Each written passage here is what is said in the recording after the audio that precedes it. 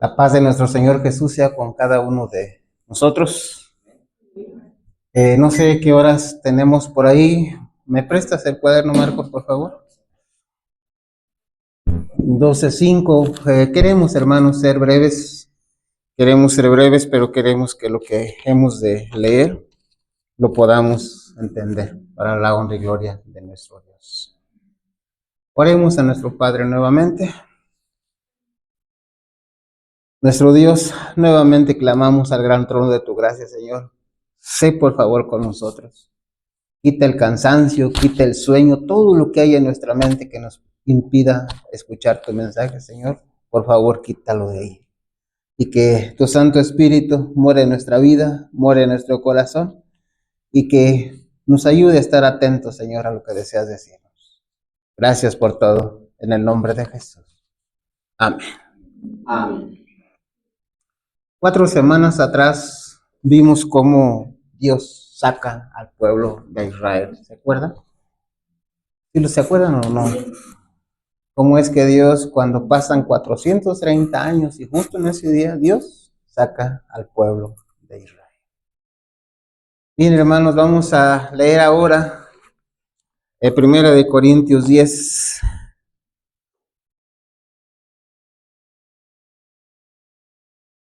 Primera de Corintios 10. Dice el apóstol Pablo: creemos, inspirado por el Espíritu Santo, lo siguiente. Y hago un paréntesis, hermanos. Miren, cuando citemos un libro, un capítulo, y no digamos texto, ¿qué quiere decir? Vamos a empezar desde el 1. Primera de Corintios 10. Porque no quiero, hermanos, que ignoréis que nuestros padres todos estuvieron bajo la nube, y todos pasaron el mar. Y todos en Moisés fueron bautizados en la nube y en el mar, y todos comieron el mismo alimento espiritual, y todos bebieron la misma bebida espiritual, porque bebían de la roca espiritual que los seguía, y la roca era Cristo. Pero de los más de ellos no se agradó Dios, por lo cual quedaron postrados en el desierto. Versículo 6. Mas estas cosas sucedieron como ejemplos para nosotros, para que no codiciemos cosas malas como ellos codiciaron. No, ni seáis idólatras como algunos de ellos, según está escrito. Se sentó el pueblo a comer y a beber, y se levantó a jugar. Ni forniquemos como algunos de ellos fornicaron, y cayeron en un día 23,000. Ni tentemos al Señor, como también algunos de ellos le tentaron y perecieron por las serpientes. Ni murmuréis, como algunos de ellos murmuraron y perecieron por el destructor. Y estas cosas les acontecieron como ejemplo, y están escritas para amonestarnos a nosotros, a quienes han alcanzado los fines de los siglos. Pablo, hermano, nos invita para que miremos un poco al pueblo de Israel. Aquellos errores que el pueblo cometió, para que nosotros no los vayamos a cometer. Porque aquí en esta escritura dice Dios a través del apóstol que la mayoría de ellos, ¿qué pasó? ¿Dónde quedaron? Quedaron postrados en el desierto. Y el apóstol Pablo, hermanos, no quería que a nosotros nos pase lo mismo. Por eso, de una manera clara, de una manera sencilla, Dios nos habla a través de Pablo. Recién había sacado Dios a su pueblo. Capítulo 12 de Éxodo, vamos a verlo. Leo nuevamente los textos que leí hace un mes atrás para que tengamos un poco de contexto. Éxodo, capítulo 12, versículo 37 en adelante. Partieron los hijos de Israel de Ramesés a Sucó, como 600,000 hombres de a pie, sin contar los niños. ¿Cantidad grande? No sé, hay alguien que dice que eran como 2 millones, porque dice ahí que eran 600,000, pero sin contar los niños. También subió con ellos grande multitud de toda clase de gentes y ovejas y muchísimo ganado. Y cocieron tortas sin levadura de la masa que habían sacado de Egipto, pues no había leudado, porque al echarlos fuera los egipcios no habían tenido tiempo ni para prepararse comida. El tiempo que los hijos de Israel habitaron en Egipto fue 430 años. Y pasados los 430 años, en el mismo día, todas las huestes de Jehová salieron de la tierra de Egipto. Esta noche de guardar para Jehová por haberlos sacado en ella de la tierra de Egipto. Esta noche deben guardarla para Jehová todos los hijos de Israel en sus generaciones. Y ahí está un poco de la historia del pueblo de Israel, hermanos. Y quiero mencionarles dos propósitos de Dios, hermanos, que más de una vez los hemos confundido, o hay mucha gente que los ha confundido. Hasta este momento, hermanos, Dios había sacado al pueblo de Israel. El pueblo de Israel ya estaba en libertad o era esclavo. Ya estaba en libertad, terrenalmente hablando, físicamente hablando, ya estaba en libertad. Pero ahora había un propósito más de Dios, llevarlo a la tierra prometida, llevarlos a Canaán. Y ojo, hermanos, ser salvados y estar en la tierra de Canaán son cosas diferentes. No es lo mismo, no es lo mismo. ¿Sí? Hasta ese momento, Dios había sacado al pueblo de Israel de manos de los egipcios. Ya estaba libre. Hasta ese momento, Dios no les había dado leyes. Si bien es cierto que la ley de Dios estaba en vigencia, pero también es cierto que en esos 430 años, el pueblo se le había olvidado. Y Dios, para sacarlos de Egipto, Dios, para darles libertad, en ningún momento les puso como requisito que guardaran leyes. ¿Estamos de acuerdo? En ningún momento Dios les puso requisitos para salvarlos. No había requisitos para salvarlos. Simplemente Dios dijo a Moisés: mira, voy a sacar al pueblo. Tú ve con Aarón, pídele a Faraón que les dé permisos para ir. Y ustedes recuerdan la historia que Faraón no quería, y luego llegaron las plagas y llegó el momento que tuvo que haber muerte de todos los primogénitos de Egipto, y entonces, bueno, dejaron ir al pueblo de Israel. Pero hasta ese momento Dios no les había pedido leyes que guardaran para ser salvos. Hasta ese momento, hermanos, no, Dios les había dado los mandamientos. Hermanos, ¿estamos entendiendo? Dos cosas que son diferentes. Una, que son salvos, y otra cosa, que estén en la tierra prometida. Salieron 600,000, sin contar niños de Israel. Todos ellos eran salvos. Todos ellos eran salvos, hermanos, del yugo de Egipto. Pero de todos ellos, ¿cuántos llegaron a la Canaán terrenal? Así es que, bueno, ser salvos es una cosa, y llegar a la tierra de Canaán es algo totalmente diferente, hermanos. Y a veces hemos confundido esto, a veces pensamos que es lo mismo. Lo que leímos del apóstol Pablo hace un momento de Primera de Corintios dice que la gran mayoría, ¿qué pasó? ¿Ya eran salvos estos que quedaron postrados? Sí, ya eran salvos. No llegaron a la tierra prometida. Ahora, ojo con esto. ¿De qué serviría que tú y yo, Cristo nos haya salvado del pecado, como vimos hace meses atrás, y no llegamos a la tierra prometida? ¿De qué serviría esto? ¿Nos hubiéramos quedado dónde? En el desierto. ¿O nos quedamos en el desierto si no llegamos allá? ¿Notan que son dos cosas diferentes, hermanos? ¿Sí? Ahora miren esto. Cuando el pueblo de Dios sale, y cuando el pueblo de Dios sale, bueno, la mira de todos, el objetivo de todos, no era quedarse postrados en el desierto. El objetivo de todos, ¿cuál era? llegar a la tierra de Canaán, llegar a la tierra prometida. La obra de Dios es una obra completa y Dios no iba a hacer esto, no iba a decir, a ver, ya lo salvé, ya lo saqué de Egipto, ahora cada quien haga lo que quiera. No, el plan de Dios no terminaba ahí, el plan de Dios era llevarlos a la tierra prometida. ¿Una tierra de abundancia? Una tierra de abundancia, ¿sí? Una tierra donde Dios iba a estar con ellos, una tierra donde iba a haber libertad. Sí, hermanos, todo eso Dios les prometía, pero eran cosas diferentes. Una, estar salvos del yugo de Egipto, y otra muy diferente, estar en la tierra de Canaán. Los 600,000, sin contar niños, todos fueron salvados, pero la gran mayoría no llegó a la tierra de Canaán. ¿Estamos entendiendo, hermanos? ¿Estamos conscientes de esto? Ahora, vamos a Éxodo capítulo 14. Éxodo capítulo 14 dice de la siguiente manera.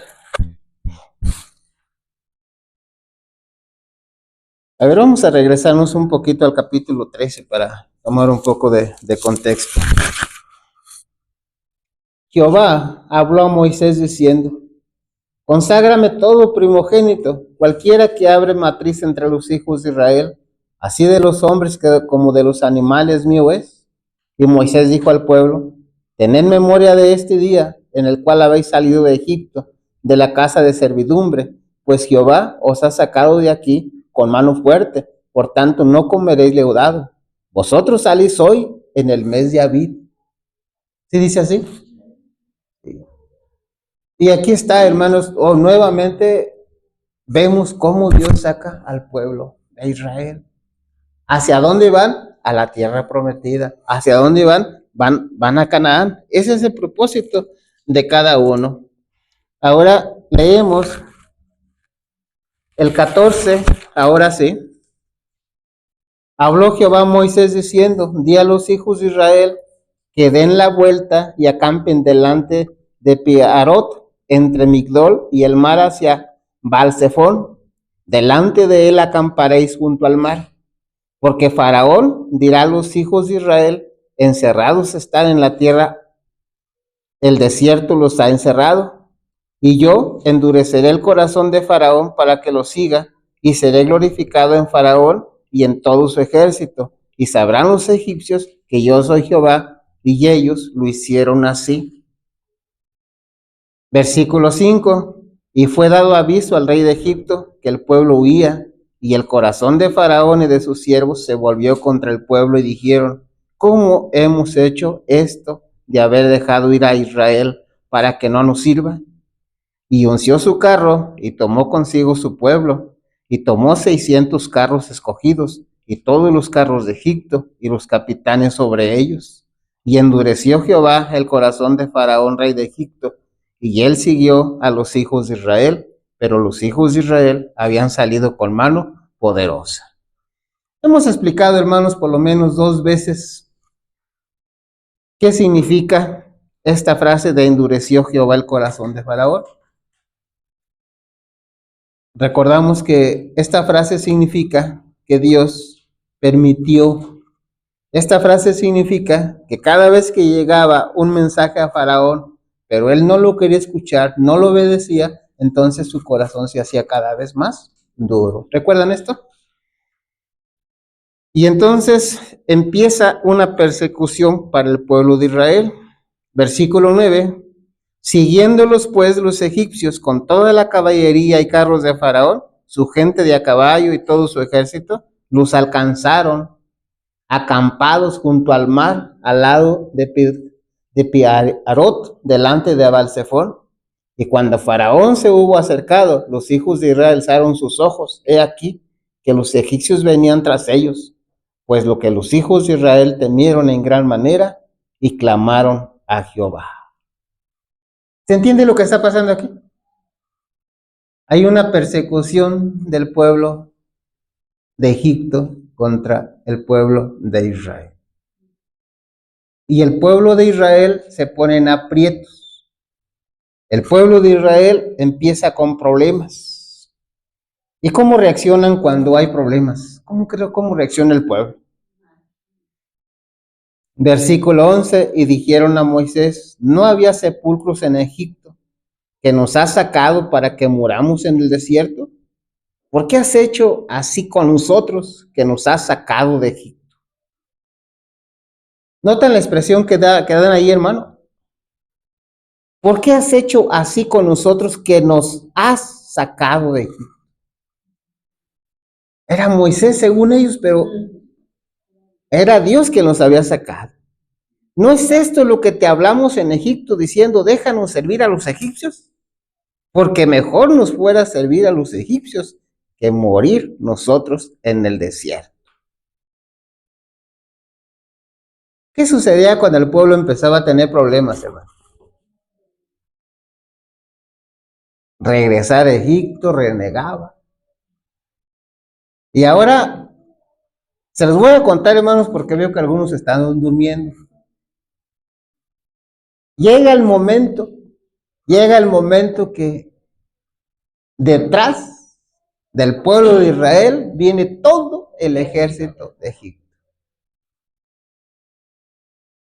Y enfrente de ellos se encuentran con ¿qué? ¿Qué hacer ahí? Si tú y yo hubiésemos estado ahí, ¿hubiera reaccionado igual que el pueblo, hermano? ¿Verdad que sí? Humanamente estaban perdidos. El mar, ¿qué iba a pasar con el mar?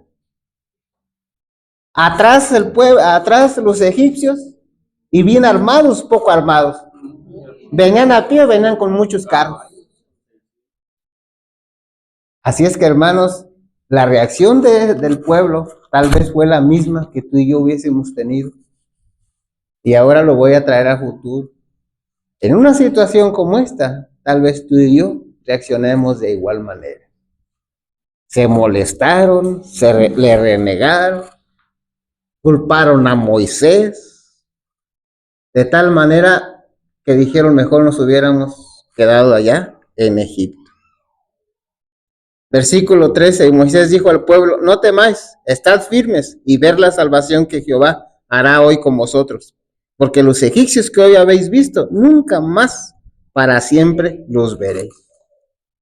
¿Qué tan fácil era de creer esto? ¿Verdad, hermanos? Que cualquiera hubiera pensado, sí, ¿cómo que no los vamos a ver? Ahí están. Y no solo, están muy armados, bien armados. ¿Qué hacer ahí? Hay una frase que tú y yo conocemos, entre la espada y la pared. ¿Qué haces para un lado? Va a ser mal. ¿Qué haces para el otro? Va a ser mal. En otras palabras, no tienes para dónde irte. Era una situación como la que estaba pasando Israel en ese momento. ¿Qué hacer? Al lado o al frente el mar y atrás los egipcios persiguiéndolos y no con buenas intenciones. En medio de esta situación, ¿cómo ven las palabras de Moisés? Un hombre de fe. Era difícil de creerlo, hermanos, lo que Moisés está diciendo. No temáis, estad firmes y ver la salvación que Jehová hará hoy con vosotros, porque los egipcios que hoy habéis visto, nunca más para siempre los veréis. Bien seguro, Jehová peleará por vosotros y vosotros estaréis tranquilos. No, yo pienso que no, hermano. Así es. Moisés sabía que algo iba a ser Dios, pero no sabía exactamente qué. Sí. Y yo creo que ni siquiera en la mente de Moisés imaginaba que Dios iba a abrir el mar. Oiga, parece que eso no se había visto nunca. Tan solo cuando pensamos en abrir el mar, bueno, y ahí hay muchos milagros que hizo Dios. ¿De qué hubiera servido que abra el mar si todo está con lodo? Pero abre el mar, las aguas se detienen y luego todavía le pone todo seco para que puedan pasar. Sí. Jehová peleará por vosotros y vosotros estaréis tranquilos. Versículo 15. Dios no estaba lejos, hermano. Dios estaba cerquititas ahí. Entonces Jehová dijo a Moisés, ¿por qué clamas a mí? di a los hijos de Israel que marchen. Avanza, avanza. ¿Sí? Hermanos, y cuando las cosas están bien y te dicen avanza, ¿cuál es el problema? Pero cuando las cosas están mal y cuando las cosas están rete mal y te dicen avanza, ahí es donde empieza el problema. Para que el pueblo de Israel avanzara, tenían que avanzar únicamente por fe. No por vista, porque la vista les estaba mostrando un mar que para pasarlo era imposible. Por vista, atrás traían a los egipcios que venían no con buenas intenciones. Ahora, hermanos, miren, quiero mostrarles algo que dice el don profético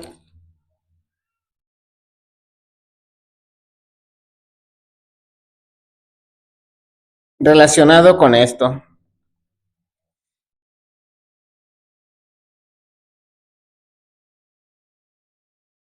Dice así: en vez de seguir la ruta directa hacia Canaán, que pasaba por el país de los filisteos, el Señor nos dirigió hacia el sur, hacia las orillas del Mar Rojo, porque dijo Dios que quizá no se arrepienta el pueblo cuando vienen la guerra y se vuelvan a Egipto.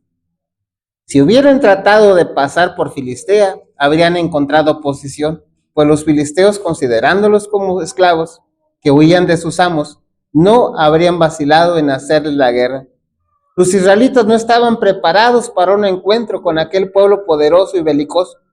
Tenían un conocimiento muy limitado de Dios y muy poca fe en él, y se habrían aterrorizado y desanimado. Carecían de armas y no estaban habituados a la guerra.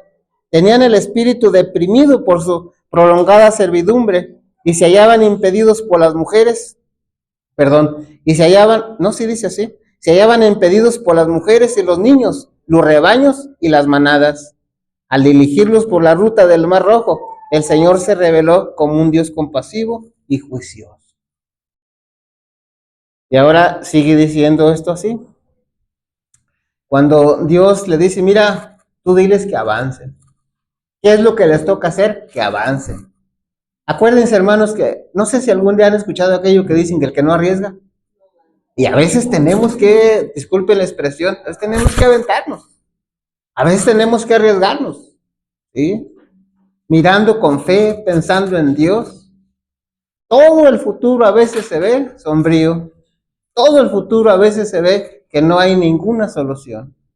Pero en esos casos, dice Dios, avanza. Tú sigue adelante, tú sigue adelante. Y si esas palabras son significativas en las pruebas que hoy tenemos, hermanos, cuando llegue las cosas que se avecinan, estas palabras van a tener mayor significado. En ese momento, ¿qué tenemos que hacer? Avanzar. ¿Ibas a decir algo, hermano?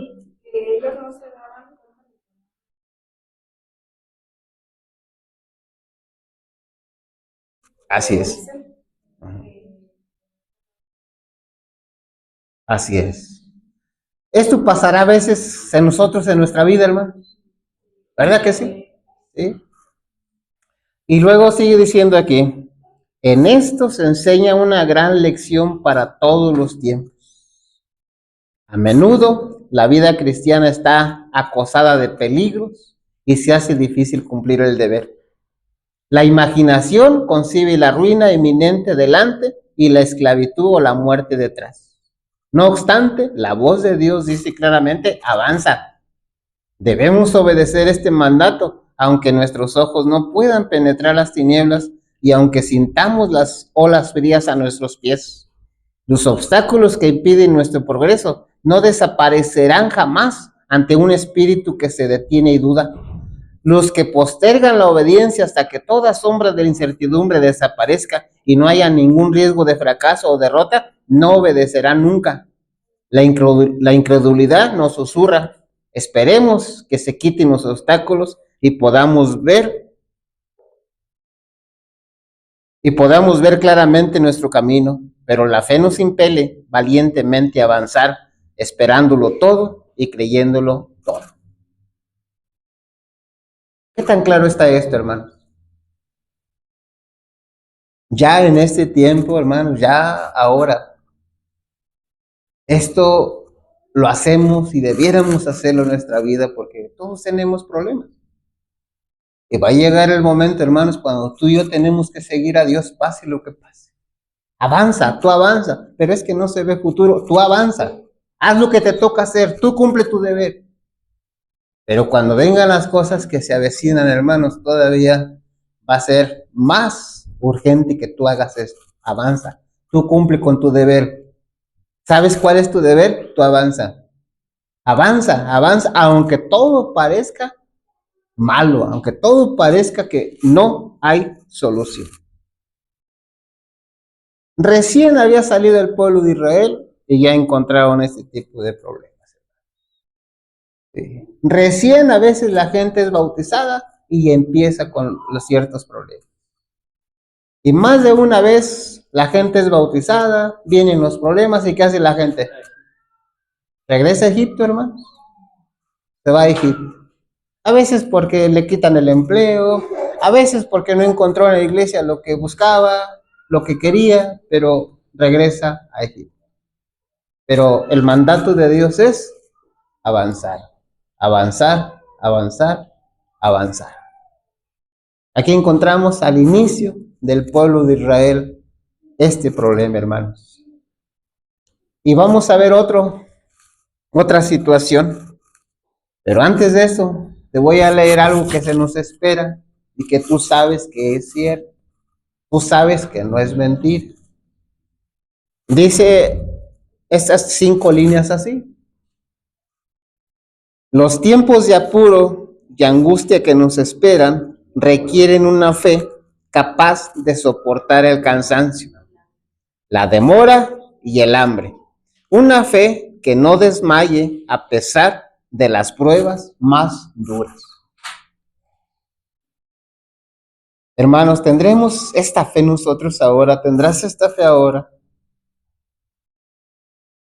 Ojalá que sí, porque si no tenemos ese tipo de fe, pues creo que no vamos a llegar muy adelante. Alguien pudiera decir, pero esto no lo dice la Biblia. Pero cuando vamos al libro de Daniel capítulo 12, cuando vamos a San Mateo 24, que dice Daniel, dice Cristo, que la angustia que viene es una angustia tan grande, hermano, cual nunca se había visto ni se verá. Entonces vamos a llegar a la conclusión de que lo que leemos aquí está en acorde y en armonía con lo que dice Cristo y lo que dice Daniel. Los tiempos de apuro y angustia que nos esperan requieren una fe capaz de soportar el cansancio, la demora y el hambre. Una fe que no desmaye a pesar de las pruebas más duras. ¿Qué tan bueno eres tú para aguantar el hambre? ¿Qué tan bueno eres tú para soportar pruebas duras? El cansancio. ¿Qué tan buenos somos, hermanos? Porque se necesita, esta no es una opción.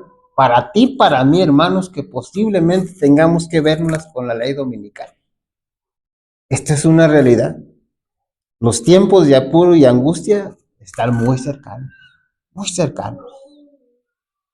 Tú ya sabes lo que están diciendo ahora de este nuevo papa, ¿verdad? Tú ya sabes que se le llama León XIV. Me corrigen, hermanos, si estoy mal. Su título es León XIV. Y en el pasado hubo otro León, pero era León XIII. Y casualmente, León XIII estuvo por ahí en el año de 1888, cuando la ley dominical estaba a punto de llegar. Así es que muchas personas dicen que lo que no hizo León XIII, ahora lo va a reanudar León XIV y lo va a continuar. Y esto tiene que ver con la ley dominical, esto tiene que ver con los tiempos de apuro y esto tiene que ver con las cosas que nos esperan, hermanos. Mencionábamos ayer en 2, 3 minutos la historia de Pedro y el lobo. ¿Se acuerdan? ¿sí? De que decían, ahí viene el lobo, pero no llegaba el lobo. Después, ahí viene el lobo, la gente se escondía, no viene el lobo. ¿Sí? Era una broma. Y llegó el momento que otra vez se escucha lo mismo, ahí viene el lobo. Y ahora la gente ya no se escondió por, esto es broma, pero ahora era la verdad. ¿Cuántas veces has escuchado tú que viene la ley dominical? Que ya viene la ley dominical. Muchas veces, hermanos, una de tantas va a ser realidad. Y entonces a eso se le denomina tiempos de apuro. A esto se le denomina tiempo de angustia. ¿Cuál nunca fue, como dice Cristo, como dice el libro de Daniel? ¿Cuál nunca fue? Y esa fe que tú y yo debiéramos de tener debe de ser capaz de aguantar el cansancio, de aguantar el hambre, de aguantar las más duras pruebas, hermano. ¿Qué tan fácil es para ti, por ejemplo, aguantar el hambre? ¿Qué tan fácil es para ti aguantar el cansancio? ¿Qué tan fácil es aguantar las duras pruebas? Cuando venga esto, hermanos, ¿será que Satanás tendrá un poquito de misericordia contigo? Y voy a decirlo más fuerte a lo mejor. ¿Será que Satanás va a tener un poquito de misericordia con tu esposo, con tu esposa, con tus hijos? No, hermano. No. Por eso, hoy por hoy, debiéramos de analizar cómo está nuestra fe. Hoy por hoy debiéramos analizar algunos elementos de nuestra vida que pudiera ser, hermanos, que cuando llegue el momento no aguantemos. No aguantemos. Dice Apocalipsis 13, no podrán comprar ni vender. ¿Qué tan capacitado estás tú para eso? Ahora, hermanos, miren, cuando dice comprar y vender, yo creo que tú has entendido que aquí tiene que ver también con medicinas. Y si estás enfermo, si tienes un familiar enfermo, ¿qué vas a hacer? Si compras o vendes, pues va a ser a cambio de la marca de la bestia. Te saldría muy cara la medicina. Por eso, hermanos, tenemos que analizar, tenemos que ver con el corazón en la mano realmente qué preparación tenemos hoy en día. Y por un momento tenemos que olvidarnos de la preparación que tiene mi hermano, la preparación que tiene el hermano. Y por un momento tenemos que pensar en la preparación que tenemos nosotros individualmente. Tú ya les has hablado a tu esposo, tú ya les has hablado a tus hijos no entienden. Bueno, piensa un poquito en ti, piensa un poquito en ti. ¿Cuánta preparación tienes para esto? Hermanos, esto no solamente está escrito, vuelvo a decir, en párrafos del conflicto.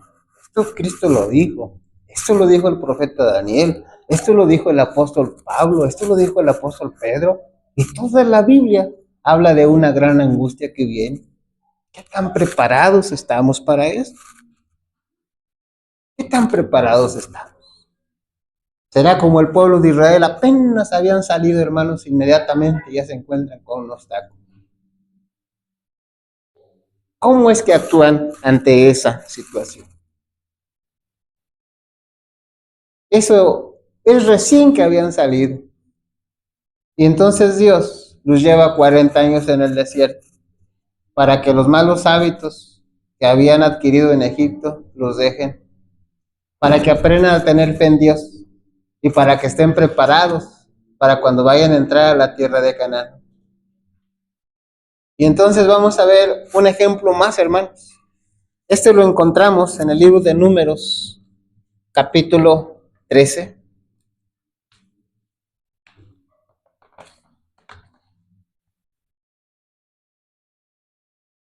Y no te olvides, hermano, si todo se te olvida en esta tarde, recuerda que los tiempos que se avecinan requieren una fe que pueda aguantar el cansancio, una fe donde tú puedes aguantar el hambre y las más duras pruebas.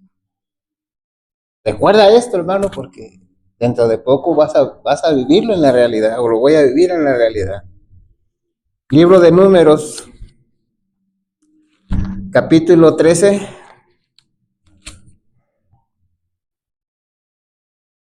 Y Jehová habló a Moisés diciendo: envía tú hombres que reconozcan la tierra de Canaán, la cual yo doy a los hijos de Israel, de cada tribu de sus padres enviaréis un varón, cada uno príncipe entre ellos.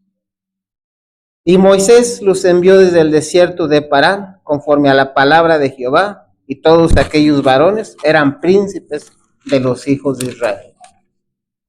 ¿Eran personas importantes? ¿Sí? ¿Eran dirigentes? Dirigentes. Se suponía, hermanos, que era de los más consagrados. Se suponía que era de los que estaban más cerca de Dios. ¿Cuántos eran? ¿Cuántos eran? 12. 12. Y entonces nos saltamos todos los nombres de estas personas. Versículo 16. Estos son los nombres de los varones que Moisés envió a reconocer la tierra. Y a Oseas, hijo de Nun, le puso Moisés el nombre de Josué.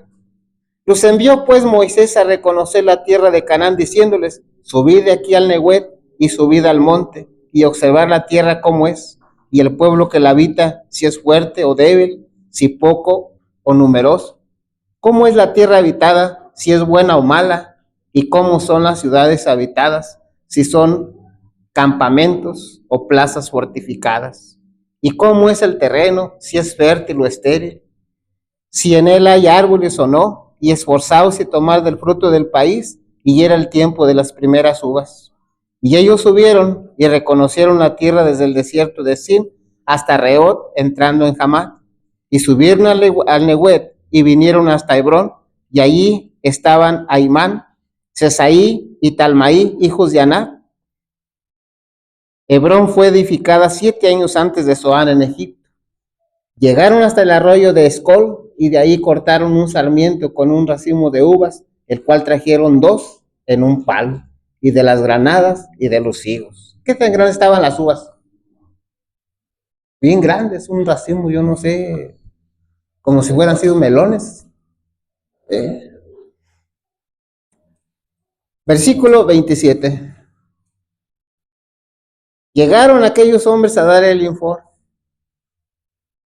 Y antes de que se me olvide, hermanos, debo decirles que cuando leemos Números, capítulo 13 del 1 adelante, como lo hicimos ahorita, pareciera ser que la idea fue del Señor Jehová de mandar los espías. Pero cuando vemos Deuteronomio capítulo 1, del 12 en adelante, nos damos cuenta que los de la idea de mandar espías fueron los mismos hombres, fue el mismo pueblo, porque tenían dudas. Eso tú lo puedes ver en Deuteronomio, y si alcanzamos, lo vemos. Y entonces llega el informe, versículo 27, y les contaron diciendo: nosotros llegamos a la tierra a la cual nos enviaste, la que ciertamente fluye leche y miel, y este es el fruto de ella. Mas el pueblo que habita aquella tierra es fuerte, y las ciudades muy grandes y fortificadas, y también vimos ahí a los hijos de Anak. Amalet habita el Neguet, y el Ateo, el Jebuseo y el Amorreo habitan en el monte, y el Cananeo habita junto al mar y a la ribera del Jordán. Entonces Caleb hizo callar al pueblo delante de Moisés y dijo: subamos luego y tomemos posesión de ella, porque más podremos nosotros que ellos. Mas los varones que subieron con él dijeron: no podremos subir contra aquel pueblo, porque es más fuerte que nosotros. Y hablaron mal entre los hijos de Israel de la tierra que habían reconocido, diciendo: la tierra por donde pasamos para reconocerla es tierra que traga a sus moradores, y todo el pueblo que vimos en medio de ella son hombres de grande estatura. También vimos ahí a gigantes, hijos de Anat, raza de los gigantes, y éramos nosotros a nuestro parecer como langostas, y así les parecíamos a ellos. ¿Qué vemos ahí, hermanos? ¿Qué problema grande tenía el pueblo de Israel? ¿Qué problema grande tenía la mayoría, hermano? Miedo. Miedo tenían los señores. Hermanos, ¿sabías tú que cuando tú y yo no alimentamos la fe, en la mayoría de los casos estamos alimentando el miedo? Estos hombres no habían alimentado su fe. Estos hombres habían alimentado su miedo. Y entonces por eso reaccionan de esta manera. Cuando llegue el momento de enfrentar situaciones difíciles, si tú has alimentado tu fe, vas a seguir adelante. Pero si has alimentado miedo, hermano, no vas a poder seguir adelante. Porque una de las cosas que hace el miedo te paraliza, no te deja que sigas adelante, no te deja que hagas lo que tienes que hacer. Y entonces, les cuento la historia porque ustedes ya se la saben, ya la han leído. Vuelvo a decir, hermanos, alguien por ahí tiene sueño, entonces, bueno, para que no se duerman, mejor les cuento la historia. De esos 12, había 10 con este problema llamado miedo. Y había 2 que habían alimentado su fe. Y entonces dijeron, sí se puede, vamos adelante. Tan solo ahí, hermanos, vemos a 10 contra 2. La mayoría estaba en lo correcto o incorrecto. Incorrecto. Incorrecto. Hermanos, si ahorita el Señor Dios nos hiciera un examen aquí a los que están, ¿cómo saldríamos? ¿Con fe o con miedo?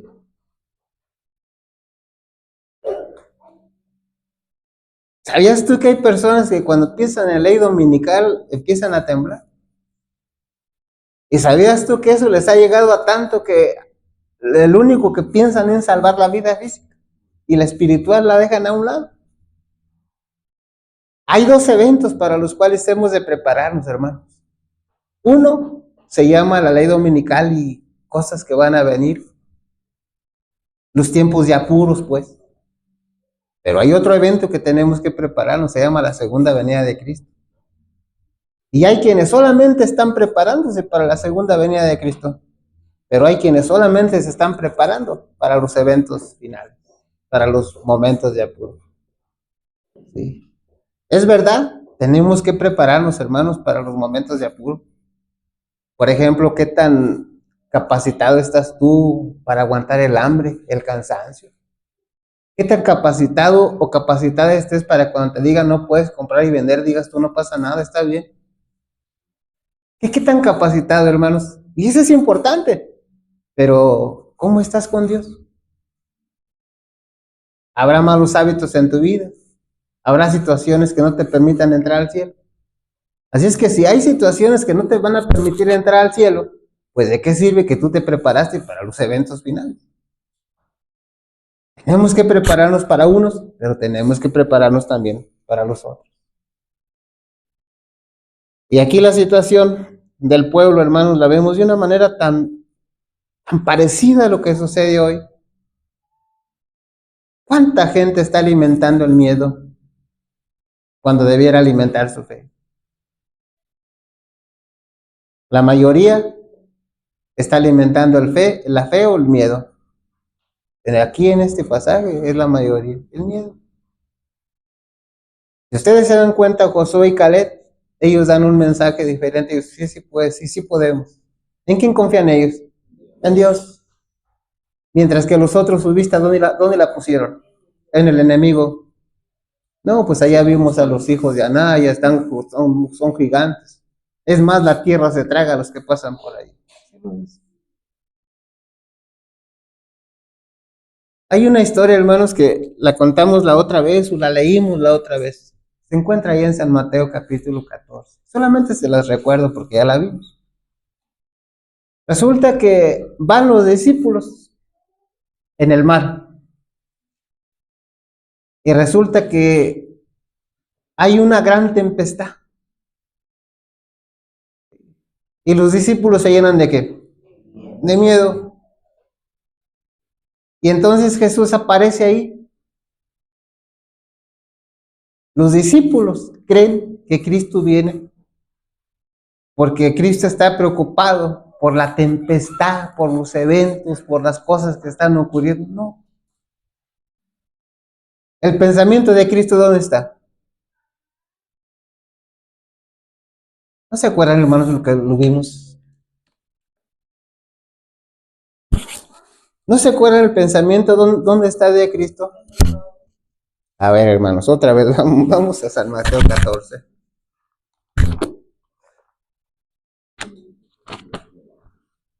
San Mateo 14.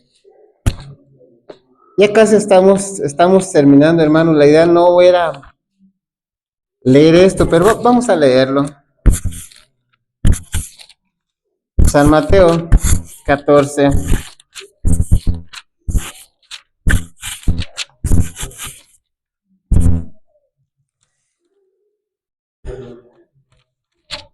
San Mateo 14.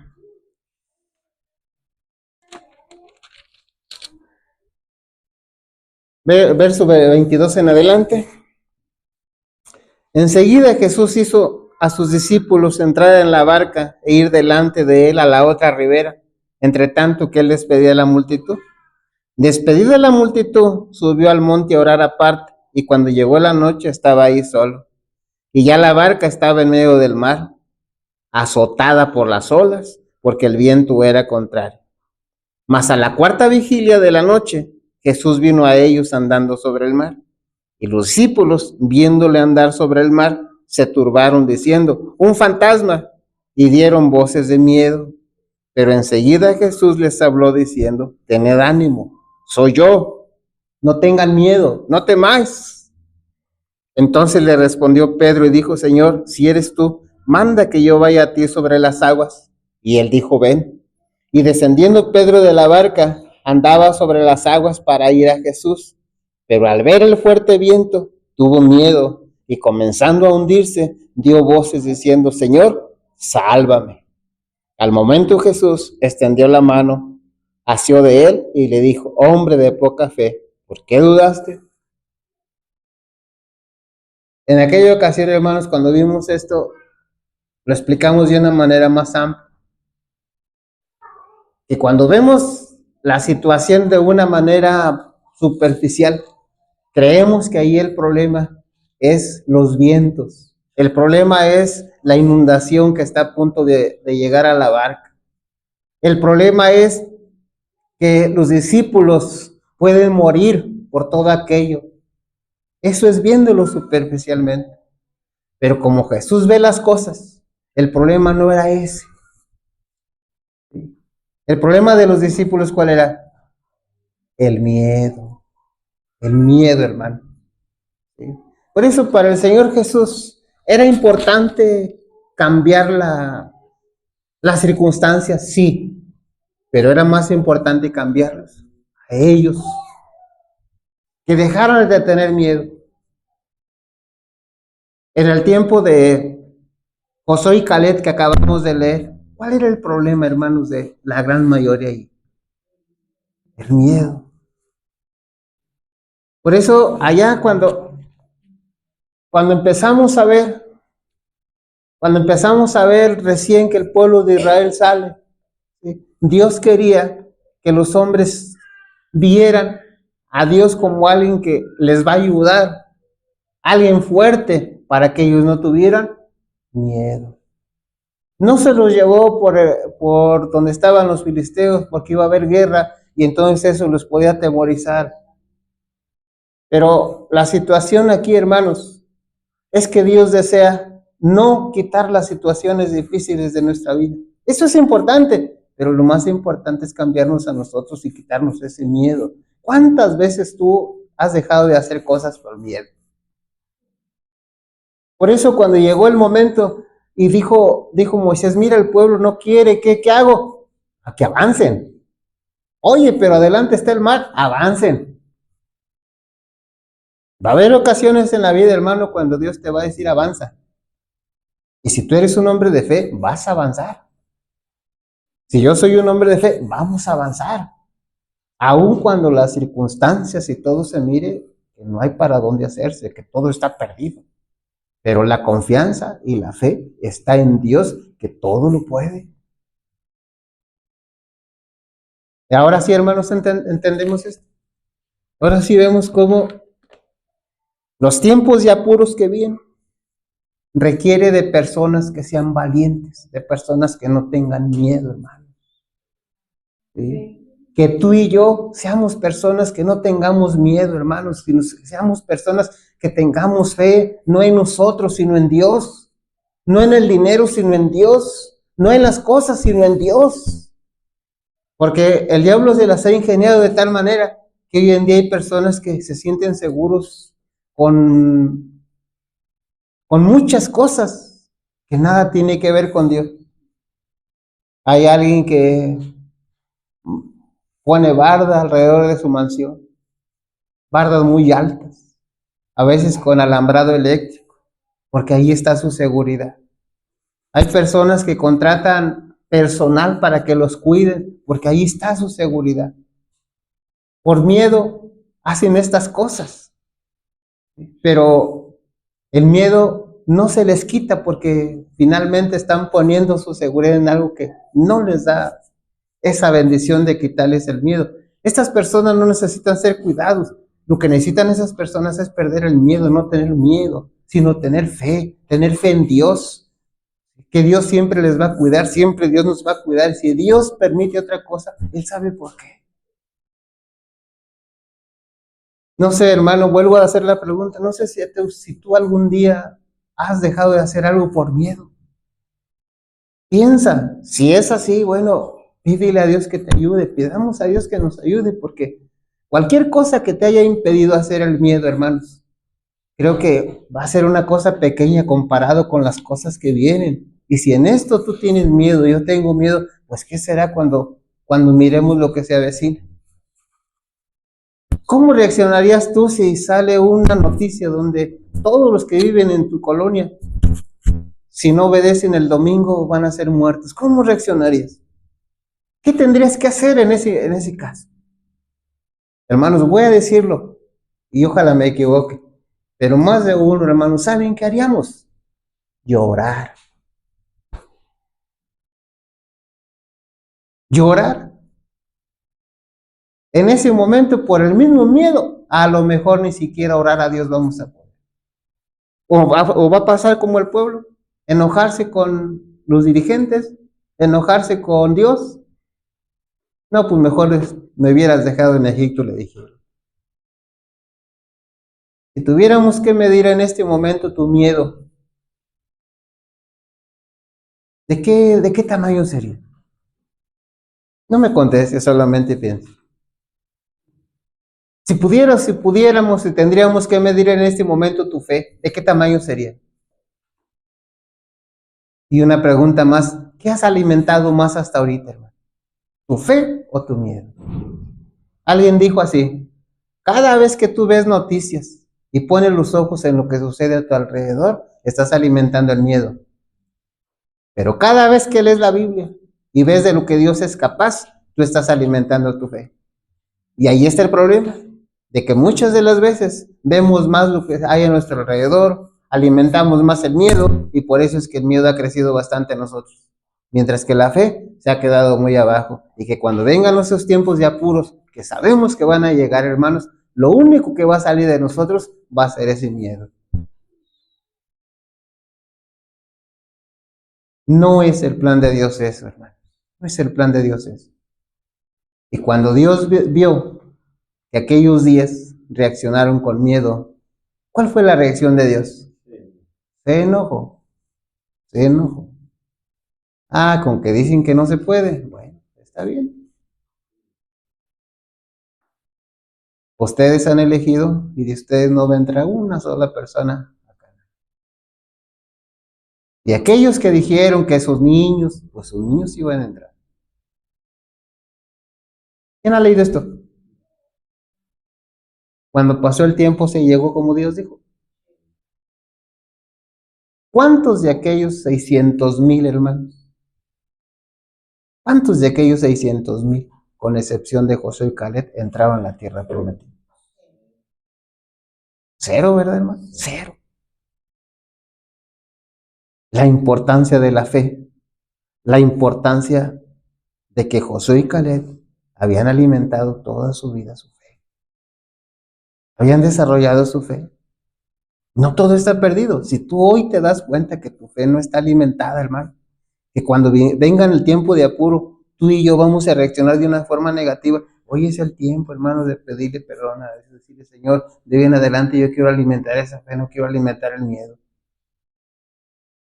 Si tú y yo seguimos alimentando el miedo, ¿a dónde te va a llevar? Si tú y yo hacemos cambios y alimentamos nuestra fe, ¿a dónde nos va a llevar? Y cuando tú sabes a dónde te lleva una cosa, a dónde te lleva otra, tú vas a elegir.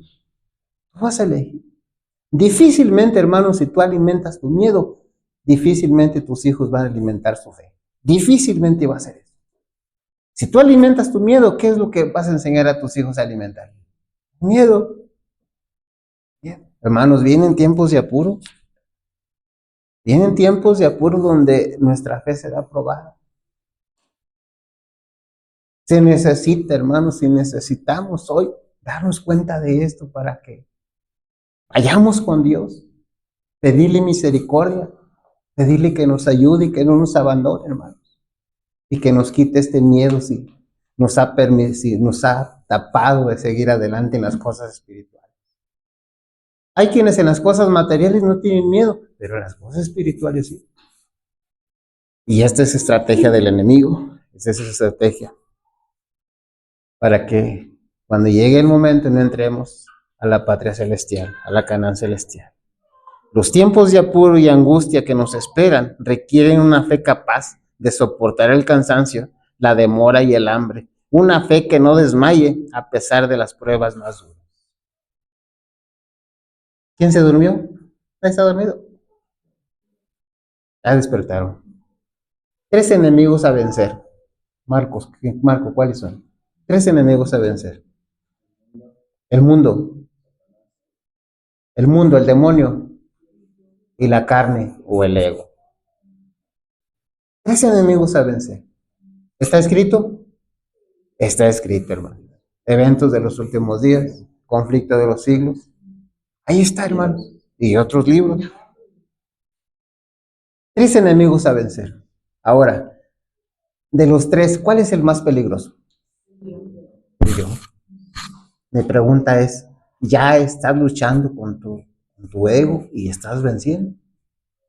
Porque si todavía no estás luchando con tu ego, todavía no estás venciendo, ¿qué esperas cuando luches contra el enemigo? ¿Ya estás luchando contra el mundo? Hermanos, y aquí no se requiere solamente la lucha, sino que venzamos en el nombre de Cristo. 3 enemigos a vencer. ¿Qué tan poderosos son? El mundo, el demonio, el yo. ¿Por dónde vas a empezar? ¿Por dónde voy a empezar? Por el yo, hermano, por la carne. Y Romanos capítulo 12, miren qué dice Pablo.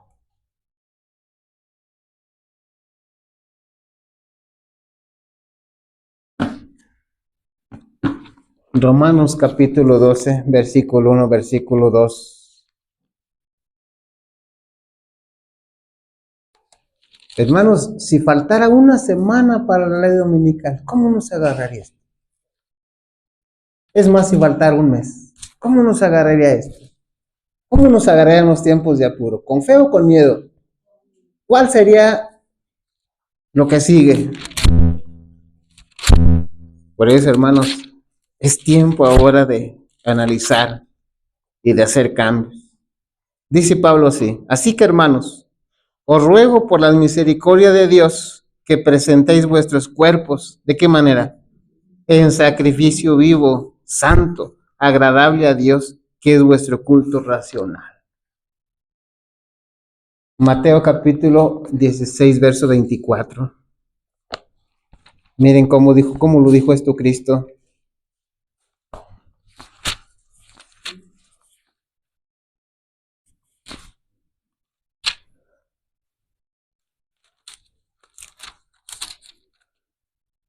¿Todos lo tenemos? Si alguno quiere venir en pos de mí, dijo Cristo, ¿qué tiene que hacer? Niéguese a sí mismo y tome su cruz y sígame. Lucas 14:27. Y agrega más Lucas ahí.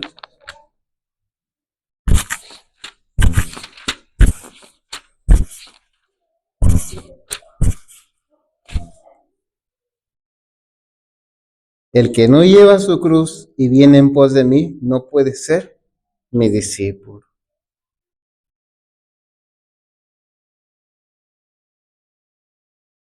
Hermanos, si esto lo hubiera dicho Daniel, Pablo, lo dijo Cristo. Si alguno viene a mí y no aborrece, no, esta es otra cosa. Es lo mismo, pero versículo 27.